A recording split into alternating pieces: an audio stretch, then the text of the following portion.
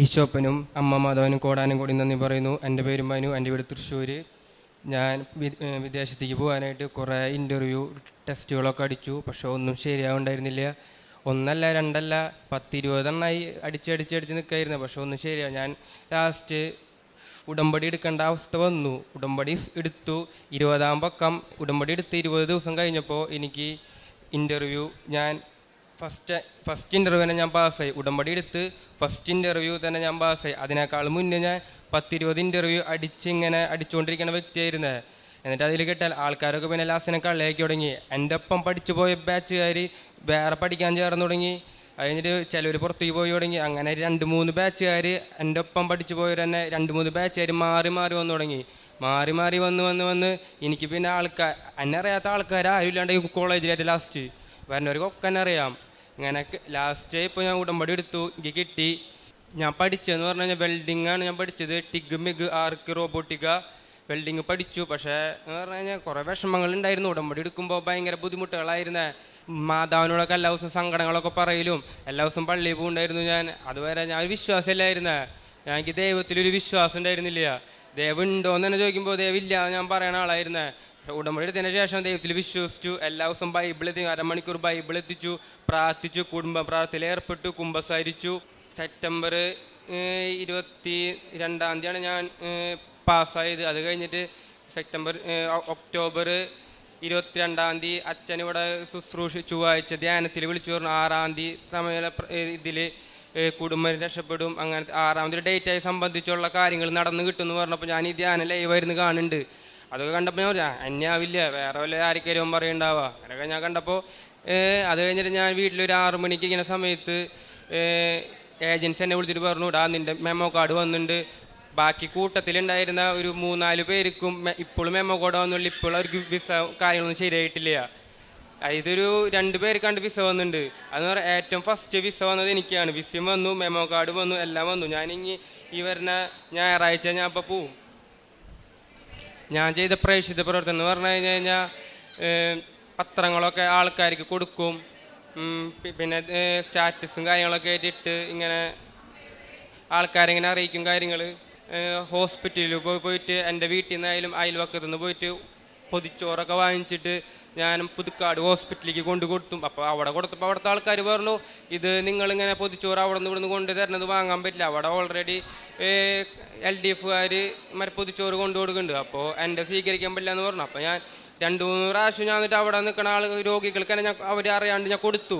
പിന്നെ അവർ കൈയോടെ പിടിച്ചു, ഇങ്ങനെ കൊടുക്കാൻ പാടില്ല, പ്രശ്നമാവും അങ്ങനെയൊക്കെ പറഞ്ഞപ്പോൾ ഞാനത് നിർത്തി. പിന്നെ നേരെ ഞാൻ മറ്റേ വൃദ്ധസനത്തിൽ പോയി ഇപ്പോൾ അവിടെ നോക്കാനില്ലാത്ത ആൾക്കാരെ എടുത്തു പോയിട്ട് അവർക്ക് വേണ്ട കാര്യങ്ങൾ അവരെ കുളിപ്പിക്കലും ബാത്റൂമിൽ കൊണ്ടുപോലും അവിടെ അടിക്കലും തുടക്കലും കുറേ കാര്യങ്ങൾ തന്നെ ചെയ്തു കൊടുത്തു. അവർക്ക് നയം വെട്ടി കൊടുത്തു. എല്ലാ ദിവസവും പള്ളിയിൽ പോയി തുടങ്ങി. അത് ഞാൻ കുർബാന സ്വീകരണം കഴിഞ്ഞൊരു 1-1.5 കൊല്ലം വരെ ഞായറാഴ്ചകളിൽ ഞാൻ പള്ളിയിൽ പോകേണ്ടുന്ന വ്യക്തിയായിരുന്നു. അത് കഴിഞ്ഞ് പിന്നെ ഉടമ്പടി എടുത്തതിന് ശേഷം എല്ലാ ദിവസവും പള്ളിയിൽ പോയി തുടങ്ങി. 1.5 കഴിയുമ്പോൾ ഞാൻ കുമ്പസാരിച്ചു തുടങ്ങി. ഈ വരുന്ന ഞായറാഴ്ച ഞാൻ ദുബായിക്ക് പോവാണ്. 1-1.5 കൊല്ലമായിട്ടാണ് ഞാനിത് പ്രതീക്ഷിച്ചിരിക്കും. ഇങ്ങനെ പുറത്തേക്ക് പോകാൻ കുറേ ശ്രമം നടത്തി. ലാസ്റ്റ് മാതാവിനെ വിളിച്ച് കരഞ്ഞ് പിടിച്ചു വന്നപ്പോൾ മാതാവ് എൻ്റെ കേട്ട് കഴിഞ്ഞിട്ട് ഞാൻ ഈ വരുന്ന ഞായറാഴ്ച ഞാനപ്പോൾ ഇനി പോവും. പുറപ്പാട് 33:16 അങ്ങ് ഞങ്ങളോടൊത്ത് യാത്ര ചെയ്യുമെങ്കിൽ ഞാനും അങ്ങയുടെ ജനവും ഭൂമുഖത്തുള്ള മറ്റെല്ലാ ജനതകളിൽ നിന്ന് വ്യത്യസ്തരായിരിക്കും. മോശ കർത്താവിനോട് പറയുന്ന വാക്കുകളാണിത്. എങ്ങനെയാണ് മനു എന്ന ഈ മകൻ വ്യത്യസ്തനാകുന്നത്? അതായത് തൻ്റെ ജീവിതം ഇന്ന് ഉടമ്പടിയിലൂടെ എങ്ങനെ ദൈവോന്മുഖമായിട്ടും പരോന്മുഖമായിട്ടുമൊക്കെ മാറുന്നു. മറ്റുള്ളവരിലെ ക്രിസ്തുവിനെ ദർശിച്ചുകൊണ്ട് അവർക്ക് വേണ്ടിയിട്ട് താൻ ഓരോ കാര്യങ്ങളൊക്കെ ചെയ്യാൻ തുടങ്ങി. തൻ്റെ ആദ്യ കുർബാന സ്വീകരണത്തിന് ശേഷം പിന്നീട് തനിക്ക് അങ്ങനെയുള്ള അതായത് ഒരു ആത്മീയ ജീവിതം തനിക്ക് കുറവായിരുന്നു. എന്നാൽ ഉടമ്പടിയിലൂടെ താൻ മറ്റൊരു വ്യക്തിയായിട്ട് മാറി. തൻ്റെ ദുശ്ശീലങ്ങളൊക്കെ താൻ ഉപേക്ഷിച്ചു. ഇനി അങ്ങനെയുള്ള ഒരു ചിന്ത പോലും തനിക്കില്ല. അങ്ങനെ ഇന്ന് ഇവിടെ വന്ന് സാക്ഷ്യം പറയുമ്പോൾ തനിക്ക് വന്ന ഈ മാറ്റങ്ങളും എല്ലാറ്റിലും ഉപരിയായിട്ട് ദൈവസ്നേഹം കൊണ്ട് നിറയുവാനായിട്ട് ഈ മകൻ നിന്നുകൊടുത്തു എന്നുള്ളതാണ്. പല കാര്യങ്ങളിലും തന്നേക്കാൾ മുമ്പുള്ളവരും തൻ്റെ ബാച്ചുകാരുമൊക്കെ ജോലി കിട്ടി പോയി കഴിയുമ്പോൾ തനിക്കിനി വേറെ ഒരു മാർഗമില്ല എന്ന് ഈ മകന് മനസ്സിലാകുന്നത് അമ്മ ഇങ്ങോട്ട് ക്ഷണിച്ചത് കൊണ്ട് മാത്രമാണ്. പരിശുദ്ധ അമ്മ നമ്മെ ക്ഷണിച്ചു കഴിയുമ്പോൾ നമ്മുടെ ജീവിതത്തിൽ വ്യത്യാസങ്ങൾ വരും. അമ്മയുടെ ക്ഷണം കിട്ടിക്കഴിഞ്ഞിട്ട് മാത്രമേ ഇങ്ങോട്ട് ആർക്കും വരാൻ സാധിക്കുകയുള്ളൂ. അതിനു മുൻപ് നാം എത്ര പരിശ്രമിച്ചാലും നാം വരില്ല.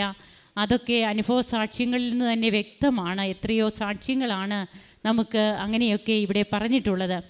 അപ്പോൾ ഈ മകൻ തൻ്റെ ജീവിതത്തിൽ തനിക്ക് ഉടമ്പടി എങ്ങനെയാണ് തനിക്ക് ഉടനടി അനുഭവമായത്, അത് ഉറപ്പുള്ള ഒരു കോട്ടയായിട്ട് തനിക്ക് മാറിയത് എങ്ങനെയെന്ന് ഈ ചെറുപ്പക്കാരൻ പങ്കുവയ്ക്കുകയാണ്. അതുപോലെ തന്നെ തൻ്റെ ഇനി മുതലും തനിക്ക് എങ്ങനെയായിരിക്കും തൻ്റെ ജീവിതം എന്നൊക്കെ പറയണമെങ്കിൽ അത് തീർച്ചയായും ദൈവം തൊട്ട അനുഭവങ്ങൾ തനിക്കുള്ളത് കൊണ്ട് തന്നെയാണ്. ഉടമ്പടി ആരാധന, ആ ഉടമ്പടി ആരാധന കൂടുമ്പോൾ എത്രയോ പേർക്കാണ് പല രീതിയിലുള്ള സൗഖ്യ അനുഭവങ്ങളും കൃപകളും ലഭിക്കുക. ഇവിടെ ഉടമ്പടി ആരാധനയിലെ ബഹുമാനപ്പെട്ട ജോസഫ് അച്ഛൻ 6 എന്ന തീയതി, 6 എന്ന അക്കം അതിന് പ്രാധാന്യം കൊടുത്തുകൊണ്ട് ആ നമ്പറിൽ ഉള്ളവർ ആ നമ്പറിന് പ്രാധാന്യം കൊടുത്തുകൊണ്ടുള്ള ഒരു വചന പ്രഘോഷണത്തിൻ്റെ ഇടയ്ക്ക് അച്ഛൻ പറയുകയുണ്ടായി. അപ്പോൾ ഈ മകന് അത് എങ്ങനെയാണ് തനിക്ക് കൃപയായിട്ട് തീർന്നതെന്നാണ് നമുക്ക് സാക്ഷ്യത്തിലൂടെ കേൾക്കുവാൻ കഴിഞ്ഞത്. ഒരു ഉടമ്പടി ആരാധനയും അതൊരു ഭാരമാകരുത്. നമുക്ക് ഒത്തിരി സമയമുണ്ട്, അതുകൊണ്ട് അത് സ്കിപ്പ് ചെയ്യാം, അങ്ങനെയൊന്നും ഒരിക്കലും ചെയ്യരുത്. ഈ ഉടമ്പടി ആരാധനയിലൂടെയാണ് ദൈവം നമ്മോട് സംസാരിക്കുക. ഓരോ ഉടമ്പടി ആരാധനയും ഓരോ പുതിയ അനുഭവങ്ങളാണ് നമുക്ക് തരിക. അത് നമുക്ക് ഓർക്കാം. അങ്ങനെ ഇന്ന് തൻ്റെ ജീവിതത്തിൽ പരിശുദ്ധ അമ്മ ജീവനോടെ പ്രത്യക്ഷപ്പെട്ട അൾത്താരയിൽ വന്ന് നിൽക്കുവാൻ മനുവിനെയും കുടുംബത്തെയും അനുവദിച്ച ദൈവത്തെ നമുക്ക് കരങ്ങളടിച്ച് മഹത്വപ്പെടുത്താം.